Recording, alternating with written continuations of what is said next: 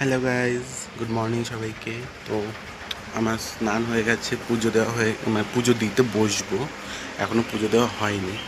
তো আজকে বাড়ির পাশে একটা শ্রাদ্ধের নিমন্ত্রণও আছে। তো তোমরা সবাই কেমন আছো?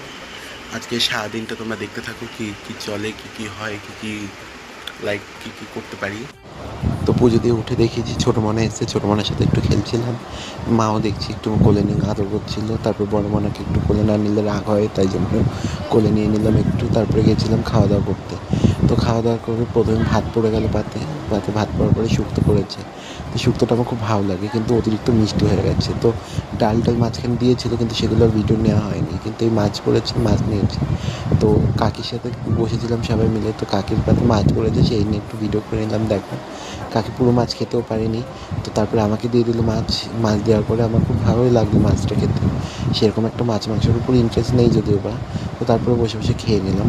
তো লাস্টে একটু এক্সপেরিমেন্ট করার জন্য একটু মাছের সাথে মিষ্টিও খেয়েছিলাম। দেখলাম যে কেমন একটা লাগছে। আমি মিষ্টি সেরকম একটা ভালো খাই না বলে, তাই জন্য আমার কাছে অতটা ভালোও লাগেনি।